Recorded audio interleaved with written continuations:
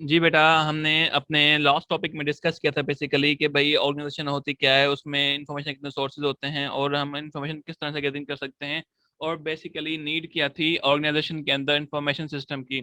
अब मैं आपको यहाँ पर जस्ट यहाँ पर हम डिस्कस करेंगे नॉलेज सपोर्ट सिस्टम और इंटेलिजेंट सिस्टम। बेसिकली क्या है, the an expert system is made of 3 parts. जो हमारे पास एक्सपर्ट सिस्टम होता है वो बेसिकली कितने पार्ट्स, 3 पार्ट्स पे हमारा डिस्ट्रीब्यूट किया गया है, ठीक है जी।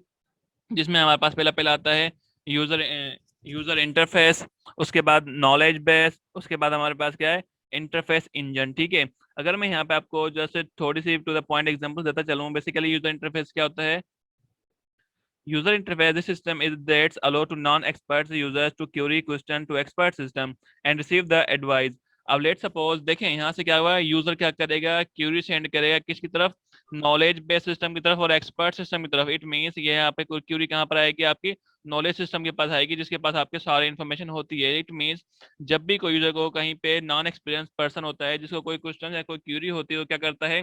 मैं आपको यहाँ पे एक एग्जांपल देता हूँ। लेट सपोज आपको सर्च करना है व्हाट इज कंप्यूटर, ठीक है, या फंक्शन ऑफ कंप्यूटर। आप आएंगे, आपको एक्सपीरियंस नहीं है, आप क्या करेंगे, गूगल पे एक क्यूरी लिखेंगे। क्यूरी क्या होगी, फर्स्ट ऑफ ऑल क्यूरी आप देंगे सर्च इंजन को, वो जाके सर्च इंजन क्या करेगा, आपकी क्यूरी को मैच करवाएगा आपके रिलेटेड क्वेश्चन से।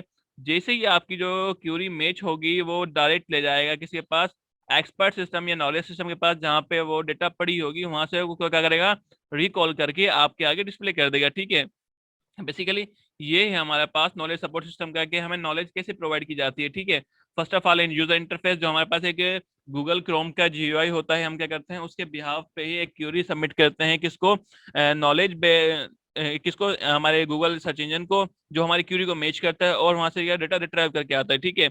अब बेसिकली यहाँ पे क्या आता है, नॉलेज बेस बेसिकली है क्या, it is a collection of facts and rules. Knowledge base is create form of information provide by the human expert. अब जो ह्यूमन एक्सपर्ट होते हैं किसी भी चीज के, लेट सपोज अगर मैं पाइथन के अंदर एक्सपर्टीज रखता हूँ तो मैं अपने आइडियाज, अपने शेयर थॉट्स शेयर करूंगा किसमें, नॉलेज बेस में। नॉलेज इन्फॉर्मेशन मीन्स मैं शेयर करूंगा किसमें, नॉलेज बेस में।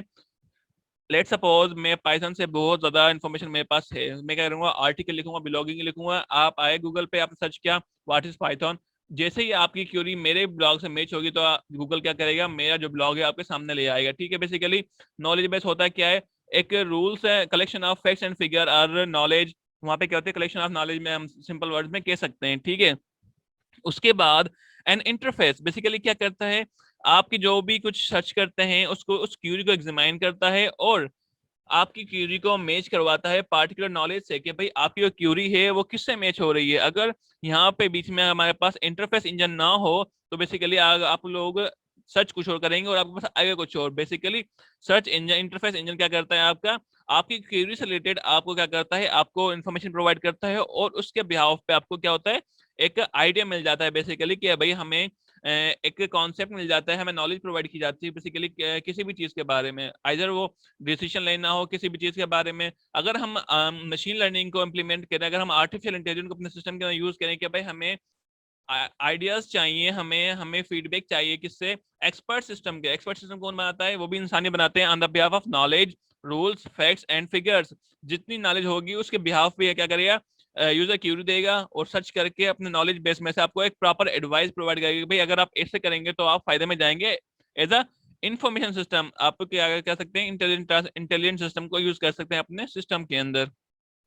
बेसिकली ये पूरा कॉन्सेप्ट है कि भाई नॉलेज से हम कैसे डिसीजन ले सकते हैं और कैसे एडवाइस ले सकते हैं किसी से, एक नॉलेज और एक्सपर्ट बंदे से। लेट सपोज अगर मैं आपको एग्जांपल दूं, यहाँ पे एक एग्जांपल दी जाती है कि भाई अगर आपको एडवाइस चाहिए तो आप एक एक्सपीरियंस बंदे के पास जाएं एज कम्पेयर टू जो नॉन एक्सपीरियंस हो, क्योंकि एक्सपीरियंस बंदा आपको सिर्फ 5 मिनट के अंदर अपना पूरी आपको क्या करेगा, एडवाइस देगा अच्छी तरीके से, ताकि आप डिसीजन ले सकें, डिसीजन आप अच्छा ले सकें। क्योंकि आप अगर आप डिसीजन अच्छा लेंगे तभी तो आप आगे अपने इन अपने इन्फॉर्मेशन डिसीजन के बिहाफ पे ही बूस्ट अप करेंगे अपने ऑर्गेनाइजेशन में। अगर लेट सपोज आपका जो डिसीजन है वो रॉन्ग जाता है तो आप क्या करेंगे, तो आप प्रॉपर वे में एक गाइडेंस को फॉलो नहीं करते हुए आप क्या करेंगे, लॉस में जाएंगे अपनी कंपनी के हिसाब से, ठीक है।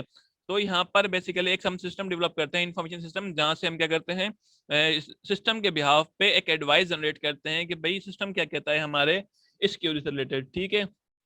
तो ये यहाँ पे एक टॉपिक हमारा क्लियर हो गया।